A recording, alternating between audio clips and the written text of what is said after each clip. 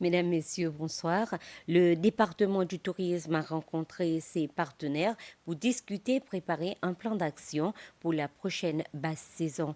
Selon les statistiques, janvier, mai, juin, septembre et décembre sont les mois où le nombre d'arrivée de touristes est le plus faible.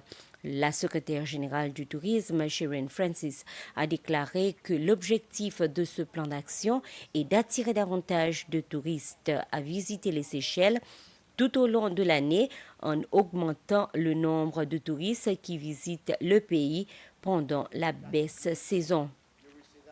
Au cours de la réunion, les discussions ont porté sur les stratégies qui pourraient être mises en œuvre pour augmenter les arrivées de touristes.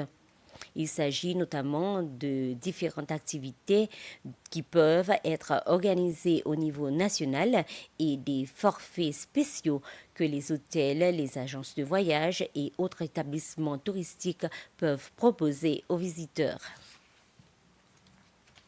Air Seychelles et Tourism Seychelles ont annoncé le lancement de vols saisonniers entre les Seychelles et la Réunion, des vols qui devraient débuter le 30 décembre de cette année. Un communiqué de presse du département du tourisme affirme que cette initiative vise à renforcer la connectivité et à promouvoir les échanges touristiques entre les deux îles. Air Seychelles assurera un vol direct hebdomadaire vers La Réunion aux dates suivantes 30 décembre 2024, 6 janvier 2025, 13 janvier 2025 et 18 janvier 2025.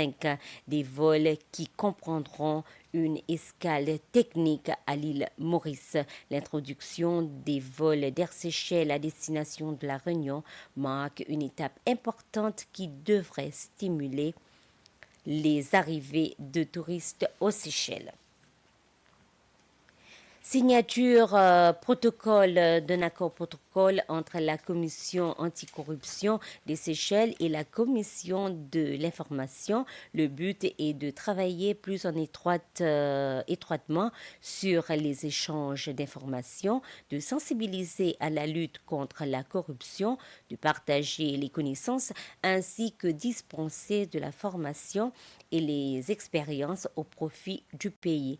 Le protocole d'accord a été signé au nom de la commission anticorruption par sa commissaire Mehdi Silva et par la commission de l'information. L'accord a été signé par son commissaire en chef Moutaz Hassan.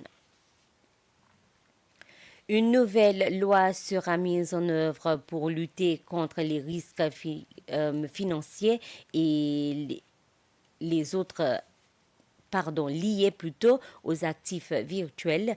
Il s'agit des biens qui ont des valeurs et qui peuvent être utilisés pour le commerce, les transferts ou comme moyen de paiement via Internet.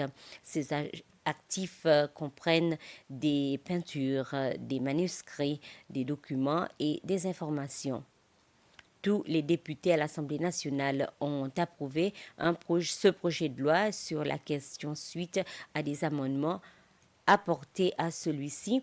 Lors de la présentation du projet de loi, le ministre des Finances et de la Planification nationale et du Commerce, Nadi Hassan, a déclaré que l'un des principaux objectifs était d'assurer que ceux qui fournissent ces services liés aux biens virtuels les font de manière à réduire les risques financiers et également d'assurer la protection des victimes d'activités illégales dans ce domaine.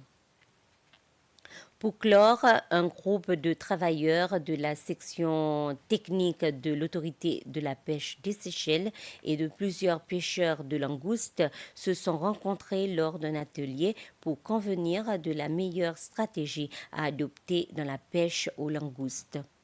L'atelier s'est tenu hier à l'hôtel Eden Bleu.